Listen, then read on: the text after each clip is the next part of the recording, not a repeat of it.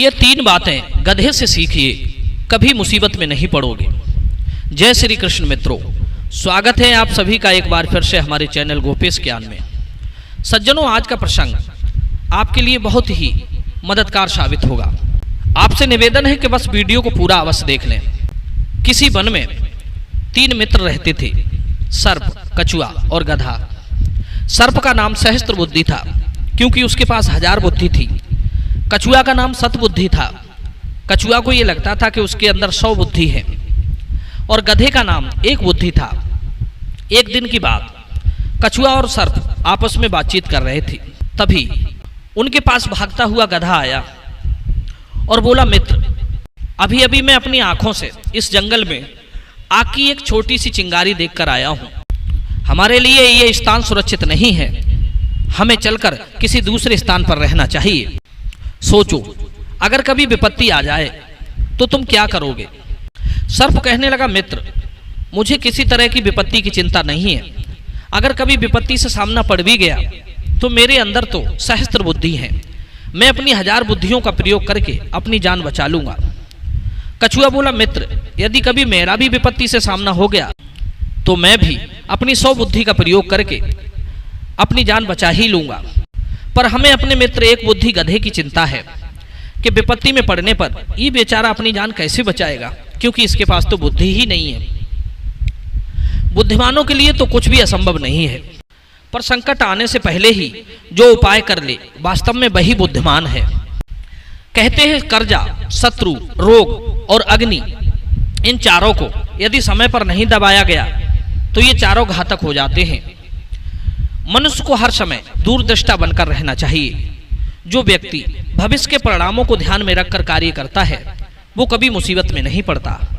कोई भी कार्य करने से पहले हमें उसके परिणाम पर विचार कर लेना चाहिए। सहस्त्र बुद्धि सर्प को अपनी बुद्धि बल पर बड़ा अभिमान था। सोचा, अगर भविष्य में कभी संकट आया भी तो मैं कोई न कोई युक्ति अवश्य निकाल लूंगा। सतबुद्धि कछुआ भी यही सोचता था, इसलिए उन्हें किसी बात की कोई चिंता नहीं थी। एक दिन जंगल में आग फैल गई। आग को देखकर सहस्त्र बुद्धि ने अपनी 1000 बुद्धि इधर उधर दौड़ाई। फिर सोचा, क्यों न मैं किसी लंबे वृक्ष के सबसे ऊपरी हिस्से पर जाकर लिपट जाऊं, वहां तक आग नहीं पहुंचेगी। सर्प ने वैसा ही किया, वृक्ष के ऊपरी हिस्से पर कुंडी मारकर बैठ गया। कछुआ ने देखा कि मैं अपनी जान कैसे बचाऊं। उसने भी अपनी 100 बुद्धि घुमाई और वो इस नतीजे पर पहुंचा कि पास में एक गोबर का ढेर था। सोचा, यहां पास में कोई सरोवर तो है नहीं, क्यों ना इस गोबर के ढेर में घुस जाऊं। ये गोबर गीला है, इसमें आग नहीं पहुंचेगी। कछुआ ने भी ऐसा ही किया, वो गोबर के एक ढेर में जाकर छिप गया। अब गधे की बारी थी।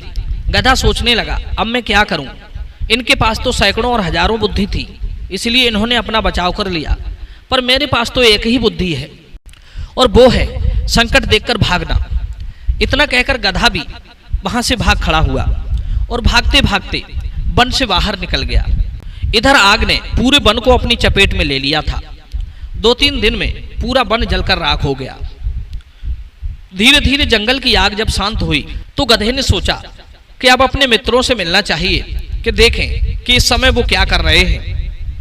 यही सोचकर एक बुद्धि मित्रों के स्थान पर गया तो उसने देखा कि सहस्त्र बुद्धि वृक्ष के ऊपरी हिस्से पर जला भुना लटका है।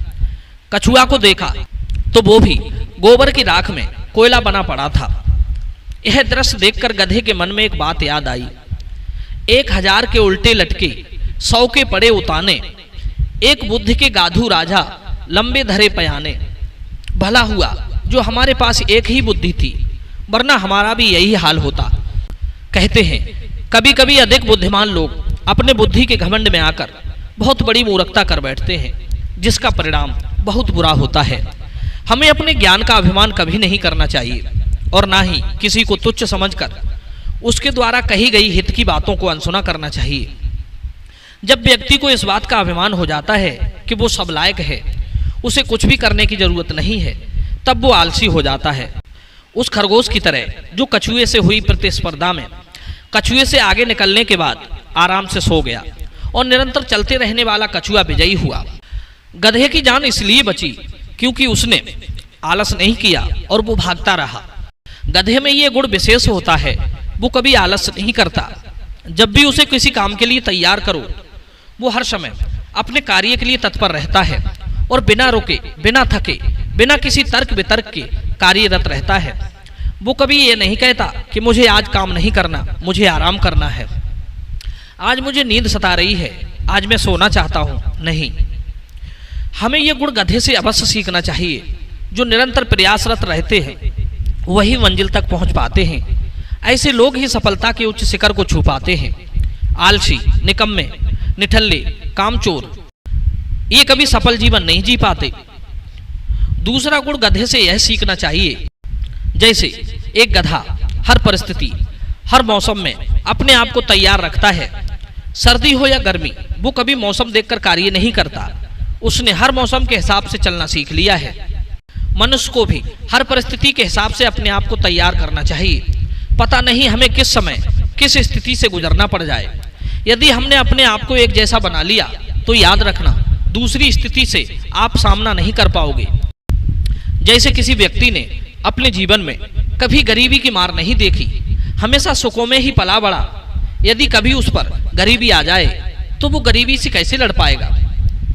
इसलिए बहुत जरूरी है समय के हिसाब से अपने आप को ढालना मित्रों। और समय के हिसाब से अपने आप को तभी बदल सकते हो जब आपने पहले से उसकी तैयारी की हो। जो समय और परिस्थिति के हिसाब से अपने आप को नहीं बदलता वो कभी सुखी नहीं रह सकता। गधे की तीसरी शिक्षा ये है कि वर्तमान में जो भी रूखा सूखा आपके पास हो उसी से संतुष्ट रहना चाहिए। जैसे गधा खाने के पीछे कभी अपने मालिक से नहीं झगड़ता। मालिक उसे जो भी देता है वो उसी को खाकर संतुष्ट रहता है और पूरे उत्साह से अपना काम करता है। मनुष्य को चाहिए कि जो उसे प्राप्त है उसी में खुश रहे। कभी ये न सोचे कि पड़ोसी इतना अच्छा खा रहा है, इतने अच्छे कपड़े पहन रहा है, हमें भी ऐसा ही करना चाहिए, चाहे इसके लिए कर्जा ही क्यों न लेना पड़े। मित्रों, दूसरों को देखकर उनकी तरह बनने की या उनकी तरह करने की इच्छा भविष्य के लिए बनाओ, पर वर्तमान स्थिति में जो आपके पास है उसी से संतुष्ट रहो। देखा जाए तो लालसाएं कभी पूरी नहीं होती। एक चीज प्राप्त होने पर दूसरी की इच्छा होने लगती है। इसलिए संतुष्ट रहो और खुश रहो। यदि इस वीडियो से आपने कुछ सीखा हो तो वीडियो को लाइक अवश्य करना।